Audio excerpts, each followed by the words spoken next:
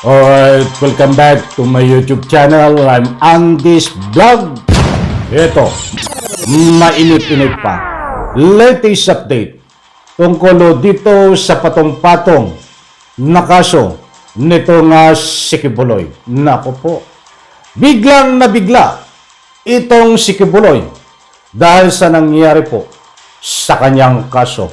At humingi na po siya ng tulong, mga kaibigan. Nako po, ay gipit na ito.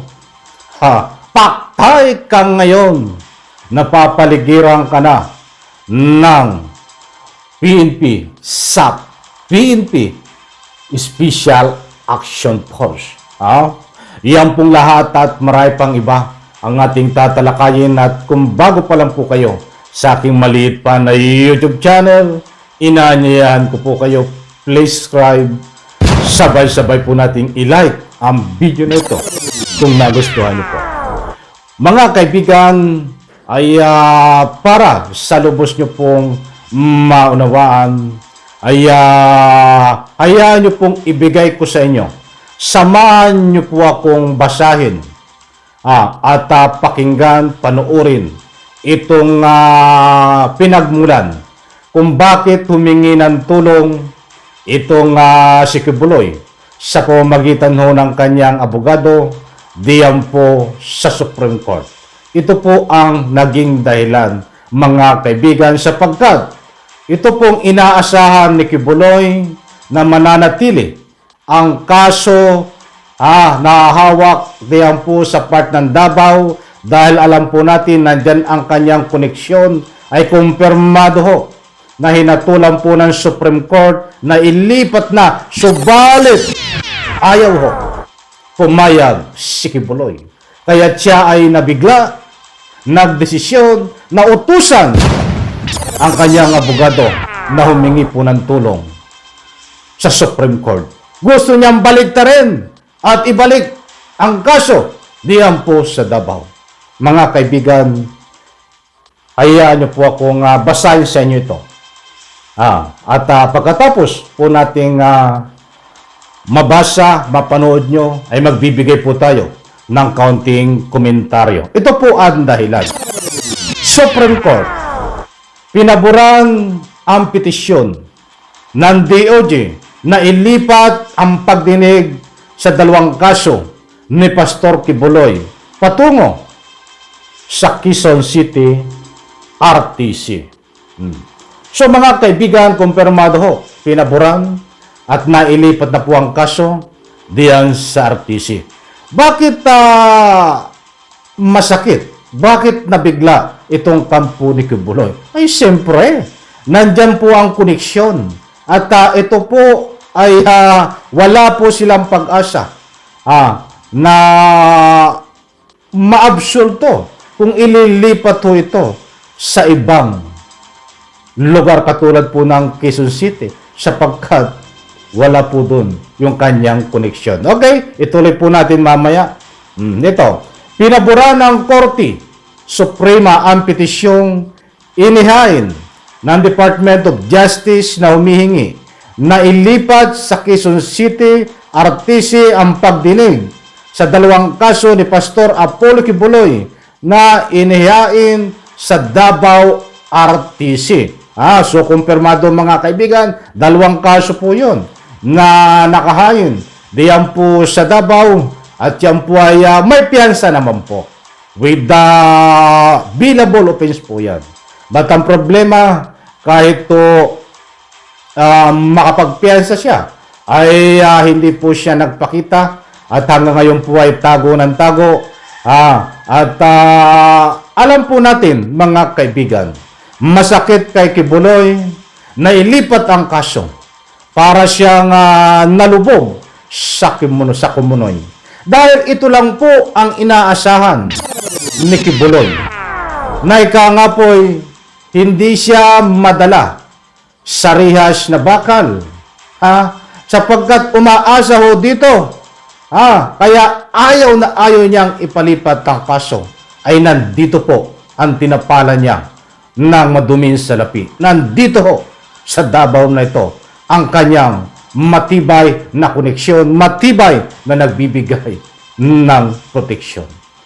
Wala na po ang PNP.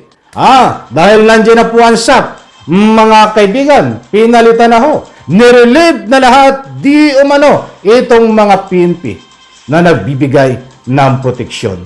Ba't ang kaduda-duda, mga kaibigan, ang pinangangambahan, hindi lang po ng taong bayan, maging ang DOJ, ang ating pamahalaan, ay duda na mai-influensyahan ni Kibuloy ang kaso na yan hanggang madismiss pagdating ng araw.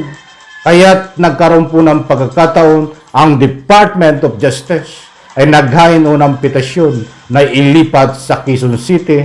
That's why ngayon po pinaburan ng korte. Okay, ito pa. Ayon sa Supreme Court, nakakita sila ng isang compelling reason para payagan ang paglipat ng binyo upang maiwasan magkaroon ng public interest. Di ba po ba? Maliwanag ang mga dahilan. Binabasa po natin ito dahil mamaya ho ay ipapaliwanag ko po sa inyo kung paano humingi ng tulong sa pamamagitan ng abogado itong si Kibuloy. Eto, idiretso po natin. Makakatulong rin itong upang maihayag ng malaya ng mga testigo ang kanilang mga testimonya laban sa pastor at iba pang akusado. Diba? Maganda ho ang paglipat, makakatulong sa mga testigo ng kanilang mga testimonya laban kay pastor at iba pang akusado ay maihayag. Ibig sabihin, hindi matatakot, mga kaibigan. Dahil kung mananatili ho, diyan sa Davao kaso, maaring ang testigo ho, sa maniwala kayo't sa hindi, ay maging pipi ito pag dumating po ang pagkakataon na na-influensyahan nitong si Kibuloy. Kaya tagang maaga po ay pinutol at nagkaroon po ng paraan at nang sa ganun po itong duda ng DOJ, ng pamahalaan kasama ang taong bayan ay hindi na po mangyayari. At ito po ang naging dahilan nilipat ang kaso. Ito po, mabilisan lang. Si Kibuloy ay naharap sa patong-patong na kasong may kinalaman sa sexual abuse at child abuse sa Davao City Regional Trial Court habang may kinakaharap rin itong qualified human trafficking na dinidinig sa Pasig City. Ito pong kinakaharap niya na qualified human trafficking na dinidinig sa Pasig City. Nakapile po sa Pasig City. Ito po yung Nobel recommendation. At yan po ay pawalang pansamantalang kalayaan kapag na-serve po ang warrant of arrest at nahuli si Kibuloy ay hindi ho makakalaya ng pansamantala. Hindi po yan kasamang inilipat sapagkat yan po ay from the start ay na-file ay diyan po sa Pasig. Iyan po ang napakatindi na isa sa kinatatakutan nito ni Kibuloy kaya't hindi po nagpapakita dahil shoot sa Sarias na bakal. Papauwisan siya sa tunay na kulungan dahil habang nililitis po ang kaso na ito na Nobel recommendation ay nandiyan po sa loob ng kulungan. Dadapuat sa puntong ito and connection ay sinagot po ito ni Kibuloy, mga kaibigan, at inutusan niya ang mga abogado at ang sabi nga ng kampo ni Kibuloy ay nabigla ho sila. Humingi siya ng tulong sa Supreme Court na aapila po sila na balik na rin ang desisyon at ipababalik ang kaso na diyang politician sa ika-nga-po'y Davao. Naku po, desperado na sila. Ay bakit sila ho ay desperado na? Bakit gustong-gusto nila diyan sa Davao? Katulad nga po ng aking nasabi. Nandiyan po ang kanilang mga malalakas na koneksyon. Umaasa po sila na madidismiss ang kasong ito kapag nandiyan mo sa Davao sa pamamagitan ng kanilang koneksyon ni Kibuloy, sa pamamagitan ng politiko na nagpuprotekta kay Kibuloy, at siyempre, lalo't sa higit sa lahat, ang kumikislap na kayamanan ni Kibuloy. Kaya gano'n na lang po, kalupit katindi. Na ika nga po ang paghingi ng tulong sa Supreme Court nitong si Kibuloy na umapila upang mabaliktad ang desisyon. Abangan po natin mga kaibigan kung ano ang magiging desisyon. Dito nito ng Supreme Court, kung babalik rin ba ang desisyon, mga kaibigan, sapagkat kapag nabaliktad ho ang desisyon na ito, na ilipat diyan ho sa Davao muli ang kaso kung kakatigan si Kibuloy ng korte. Awag na po tayong umasa na mahatulan na guilty itong si Kibuloy na tago ng tago. Alam ko mga kaibigan, nakuha nyo ang gusto kong ipunto dito. Abangan po natin ito at maraming kabang-abang. Ang malinaw po dito, hindi pa nahuhuli si Kibuloy, mga kaibigan, at in fairness naman, 3 araw pa lang ho, nandiyan umupo ang 2 batalyon na SAP sa Davao. Medyo wala pa siguro silang panahon o nagpaplano pa lang, mga kaibigan.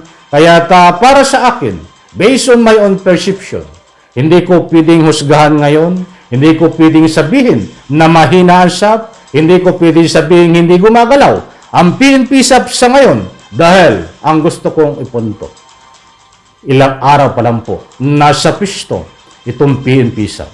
Nandiyan po ang kanilang confidential na pagpaplano na sana ho, dumating yan ilang araw, magising tayo, ay pinupusasan si Kibuloy na bit po ng PNP SAP at nahuli po ng PNP SAP na bagong talaga, na matitikas, matatapang, walang kinikilingan. Alam ko ho, sana ho, magkatotoo ito ang PNP SAP, mga kaibigan. Maraming salamat. Pagpalain po tayo lahat. Sabay-sabay po natin i-like ang video na ito. Bye-bye. Palakpakan.